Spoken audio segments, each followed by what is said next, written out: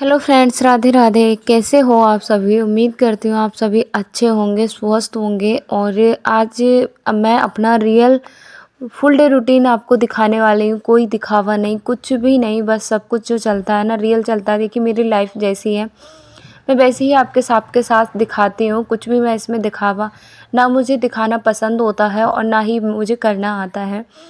तो बिल्कुल रियल ज़िंदगी है। आज था शनिवार और थोड़ा लेट उठे थे। लेट से मतलब 6 बजे के करीब ऐसे उठे थे, 6 साढ़े 6 बजे उठे थे, क्योंकि आज थी छुट्टी, गुरु गोविंद सिंह जयंती की छुट्टी थी। तो उस वजह से हम थोड़ा लेट उठे थे, बच्चे भी उठ गए थे साथ ही साथ। और उठकर पहले थोड़ा सा मैंने गर्म पानी किया। वैसे मैं काफ़ी देर की गई थी। और यहाँ पे हस्बैंड जी ने अपनी एक्सरसाइज कर ली है, झाड़ू वगैरह सब कुछ लग गया है, सब काम हो गए। बस बच्चों के साथ थोड़ी सी मस्ती चल रही है। छुट्टी का दिन होता है ना, तो एंजॉय करना तो बनता ही है। और ऐसी कड़कड़ाती ठंड में इतनी ज़्यादा ठुड्रन चल हुआ है अभी ना, इतनी ज़्यादा ठंडी है इस बार। मुझे लगता है कि बहुत ज़्यादा ठंडी है। पिछले सालों के मुताबिक बहुत ज़्यादा ठंड पड़ रही है। तो यहाँ पर माँ ही एक्सरसाइज कर रही थी, बच्चों वाली एक्सरसाइज लगाई गई थी, तो बिल्कुल सही कर पा रही थी। जहाँ पे वो नहीं कर पा रही थी तो मैं उसे बता रही थी कि कैसे उसे करना है। तो देखिए, जब हम घर में जिस तरीके का माहौल हम बना के रखते हैं ना, बच्चे भी उस तरीके के माहौल में को अच्छे से सीख जाते हैं। वो भी उस माहौल को ऐसा ही बनाने की कोशिश पूरी करते रहते हैं। तो यहाँ पे सारे इस एक्सरसाइज है ना, सारी एक्सरसाइज अच्छे से कर पा रही थी और सभी एक्सरसाइज ने बिल्कुल फिट की थी। मुझसे तो कुछ ही एक्सरसाइज हो पाई, कुछ एक्सरसाइज मुझसे हो ही नहीं पाए। तो बच्चे यहाँ पर बस थोड़ा सा यही है कि बच्चे अच्छे से सीखते हैं। अभी छोटे से इसकी आदत बनेगी ना, तो आगे तक ये अच्छे से कर पाएगी। तो यहाँ पर नित्या को भी बहुत अच्छे से करती है, बस नित्या आज सोकर उठी नहीं थी, इस वजह से वो नहीं कर पाई थी। और लेकिन वो एक्सरसाइज करती है ना, तो बहुत ज़्यादा फ़नी बना देती है एक्सरसाइज को, बहुत एंजॉय करते हुए। तो दोनों बच्चियाँ खूब मस्ती करते हुए अपनी एक्सरसाइज को करती हैं। तो यहाँ पर ये एक्सरसाइज पूरे स्टेप बाय स्टेप कर रही थी। जहाँ पे इसे समझ में नहीं आ रहा था तो वहाँ पे मैं इसके लिए करवा दे रही थी। तो इस तरीके से देखिए, एक्सरसाइज तो बड़ों के लिए, छोटों के लिए, सबके लिए लाभप्रद होती है और सबके लिए अच्छी रहती है। तो फिर मैं यहाँ पर आ गई हूँ पोछा लगाने। कमरे में पोछा मैंने, अब ये एक्सरसाइज कर रही थी, माँ ही चटाई हुई बिछी हुई थी, तो मैंने एक्सरसाइज बाहर बरामदे में ही, मतलब सॉरी, जो पोछा था बाहर बरामदे में ही लगा दिया था। फिर मैंने सब इधर पोछा लगाया था बस, और उधर पोछा मैंने लगाया। अब आ गई हूँ मैं अपना ब्रश करने। और अभी आप देख ही सकते हो इतनी ज़्यादा ठंड है ना, बहुत ही ज़्यादा ठंड है। और कोहरे की वजह से ना कुछ भी दिखाई नहीं दे रहा है, धूप तो निकल ही नहीं रही है। जो पिछली वीडियो में मैंने आपको दिखाया था, शुक्रवार को धूप निकली थी ना, शनिवार को बिल्कुल भी धूप नहीं निकली है और ना ही निकली है संडे को, बिल्कुल भी धूप निकली नहीं है। बस मौसम ऐसा ही रहा है और ठंड बहुत ज़्यादा बढ़ गई है। तो देखिए, 2 बच्चों के साथ जॉब को संभालना, घर को संभालना, सब कुछ बड़ा मुश्किल हो जाता है। और जब ठंड होती है ना, तब और ज़्यादा मुश्किल हो जाता है। लेकिन एक देखिए, साधारण सी औरत होकर और एक गाँव की महिला होकर मैं अपने अ, मतलब वो जो आर्थिक स्थिति है उसको सुधारने के लिए, हस्बैंड की थोड़ी बहुत मदद करने के लिए दिन रात मेहनत करती रहती हूँ। इतनी ठंड में भी मैं मेहनत है उसको लगातार करती रहती हूँ। तो यहाँ पर ना मैं नहा कर आ गई हूँ और नहा कर आने के बाद मैं थोड़ा सा अपना यहाँ पे मेकअप हल्का फुल्का कर लूँगी। तो नहाने के बाद ये है कि ना, थोड़ा बहुत रेडी हो लो तुरंत की तुरंत, तो सही रहता है। उसके बाद ना, अगर रेडी ना हो ना, तो पूरा दिन निकल जाता है, समय नहीं मिलता है और फिर मन भी नहीं करता है। तो वैसे भी पूजा पाठ जो करनी चाहिए वो नहा धोकर और श्रृंगार करने के बाद ही करनी चाहिए। एक गृहिणी का ये भी परम कर्तव्य है। तो फिर मैंने यहाँ पर नहा धोकर, जो शुक्रवार को मैं पूजा करती हूँ ना, वैभव लक्ष्मी व्रत की, तो उसी की चौकी में जो लगाती हूँ, तो सुबह को उठाई जाती है, दूसरे दिन चौकी उठाई जाती है। तो बस मैंने अभी नहा धोआ कर आ गई हूँ। फिर मैं पहले चौकी उठाऊँगी, आसन है जो वो हटाऊँगी, उसके बाद मैं अपना पूजा का काम है उसको करूँगी। तो देखिए, यहाँ नहा धोआ कर मैं चौकी हटा दी है मैंने, सारे पूजा के बर्तन थे वो मैं धोकर ले आई हूँ और यहाँ पर अपना मैं पूजा कर लूँगी।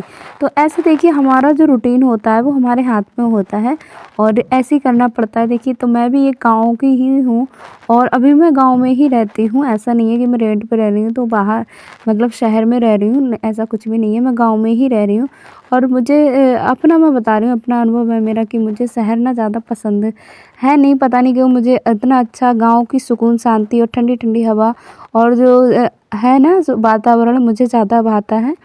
और शहर में मुझे ये चीज़ें नहीं हैं तो मुझे ज़्यादा अच्छा नहीं लगता, ये मेरा अनुभव है। और फिर मैं आ गई यहाँ पर तुलसी माँ की पूजा करने। और यहाँ पे ना हमारा जो तुलसी का पेड़ है वो सही से नहीं चल पा रहा है, पता नहीं क्यों। तो उसका हम अच्छे से कर रहे हैं, केयर कर रहे हैं, अब देखते हैं कब तक चलेगा। तो यहाँ पर उसके बाद देखिए मैं बहुत ज़्यादा जल्दबाज़ी हो गई थी, बहुत ज़्यादा जल्दबाज़ी हो गई थी। तो मैं यहाँ पर बैठ गई हूँ अपना खाना बनाने के लिए। और खाने में पहले ये था कि मतलब हस्बैंड जी तो वैसे 9:30 बजे 10 बजे के करीब निकलते हैं, और फिर अचानक से इनकी कॉल आ गई कि इनको अभी जाना है। तो फिर कुछ ज़्यादा ही जल्दबाज़ी हो गई।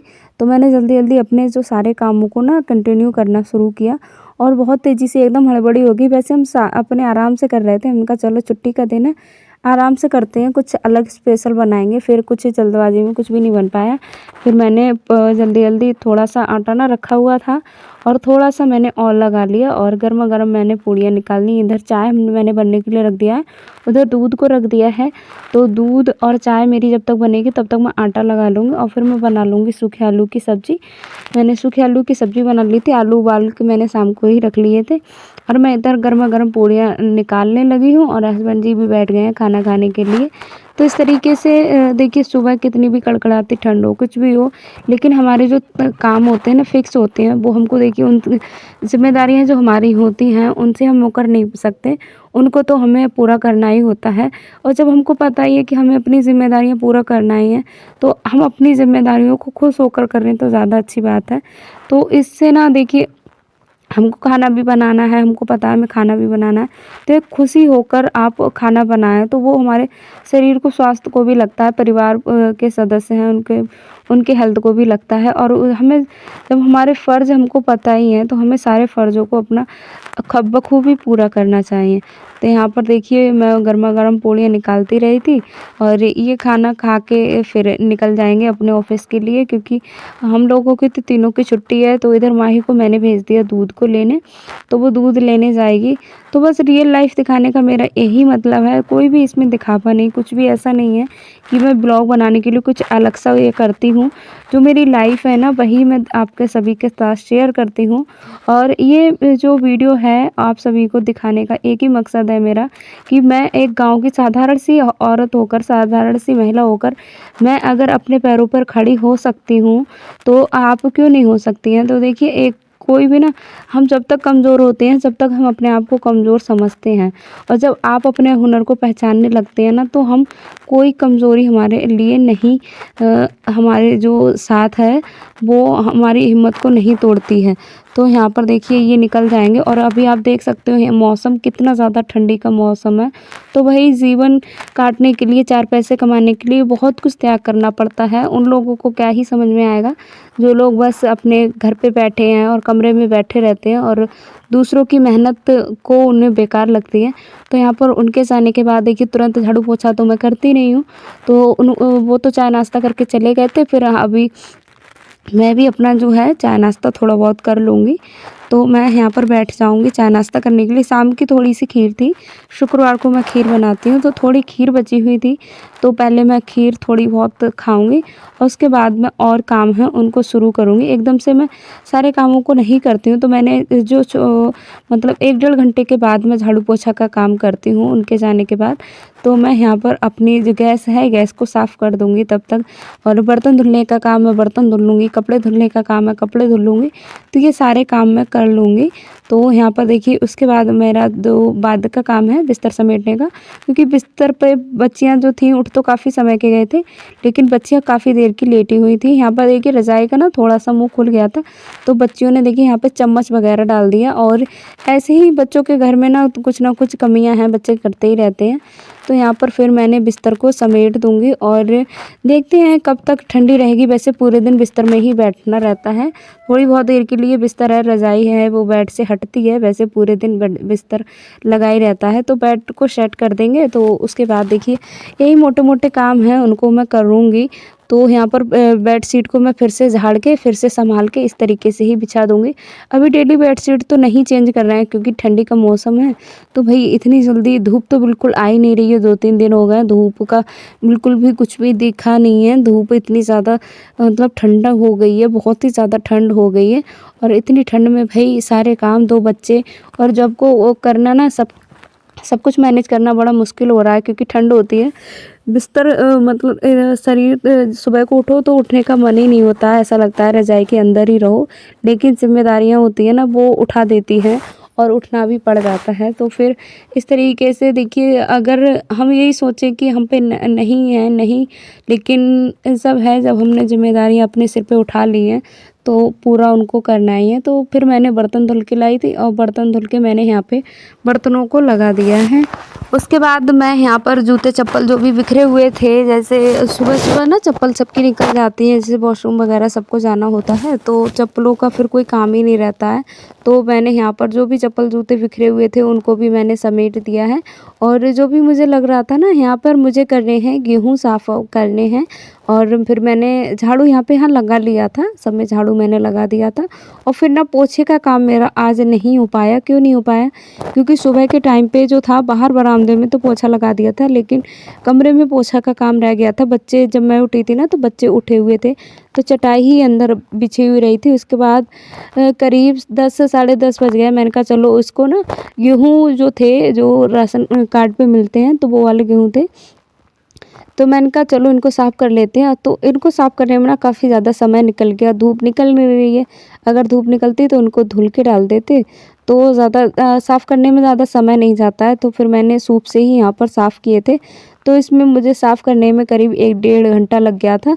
तो उसके बाद 12 बज गए थे तो मैंने कहा चलो अब पोछा लगाना सही नहीं लगता है क्योंकि सुबह के टाइम पे पोछा लग जाए तो ज़्यादा सही रहता है। तो मैंने फिर पोछा नहीं लगाया और मैं यहाँ पर बैठ गई हूँ गेहूँ को साफ़ करने। तो मैं बैठ गई थी 10 बजे, साढ़े 10 बजे मैं बैठ गई थी और मुझे ना 12:30 बज गए थे। बहुत ज़्यादा समय लगा था मुझे क्योंकि ये गेहूँ ना इनमें थोड़ा मिट्टी तो नहीं थी, लेकिन थोड़ा थी बीनने के लिए कुछ थे कंकड़ वगैरह, तो वो मैंने साफ़ किए थे अच्छे से। मैंने कहा चलो छुट्टी का समय है तो मैंने कहा छुट्टी का भी सही से यूज़ किया जाए और सारे काम हैं वो उनको निपटाया जाए। तो यहाँ पर देख सकते हो ये गेहूँ है और गेहूँ बहुत ही अच्छा था, देखिए एकदम साफ़ सुथरा था। और इधर मैंने हेल्प ली अपनी दोनों बेटियों की, दोनों बेटियां भी मेरी बैठ गई हैं। फिर भी इन्होंने ना 3-4 किलो गेहूँ तो इन्होंने ही साफ़ कर दिए थे और बाकी गेहूँ मैंने साफ़ कर लिए थे। तो कितना अच्छा यहाँ पे लग रहा था, बिल्कुल साफ़ सुथरा। और तब तक ना आ गई थी गौ माता, तो फिर मैंने यहाँ पर उनको दी रोटियाँ। और ये ना हमारे यहाँ सुबह शाम और या दोपहर शाम के टाइम पे ना हर दिन आती हैं। तो फिर बस आज का दिन ना छुट्टी थी तो ऐसा लग रहा था कितना बड़ा दिन है, बहुत ही बड़ा दिन है। तो बच्चों के साथ बच्चों को भी नींद नहीं आ रही थी। नींद क्या, अगर इतने छोटे दिन होते हैं बच्चे सो जाते हैं तो रात को इनको नींद नहीं आती है। तो यहाँ पर थोड़ा-सा ये बच्चे कह रहे थे कुछ खिलाओ। बाहर अगर कोई गेम करवाया जाए तो बाहर ना बहुत ज़्यादा ठंडी है, बहुत ज़्यादा ठंड हो रही है। तो उस वजह से फिर हमने यहाँ कमरे में ही थोड़ा कुछ एन्जॉय किया था। उसके बाद देखिए जो वो शाम को ना आपको दिखाया था पिछले वीडियो में मैंने जो चने भिगोए थे, तो जो छोले भिगोए थे ना उसकी सब्ज़ी मैं बनाने के लिए यहाँ पर तैयारी करने लगी। मैंने कहा चलो इसकी भी तैयारी करनी मैं शुरू कर देती हूँ क्योंकि इसमें काफ़ी ज़्यादा समय जाएगा। समय भी मेरा कट नहीं रहा था, तो मैं इस तरीके से अपना समय है यूज़ करती हूँ। बिल्कुल ना मुझे खाली बैठना अच्छा नहीं लगता है, तो मैंने यहाँ पर धीरे-धीरे अपनी सब्जियों को काटना और शुरू कर दिया है।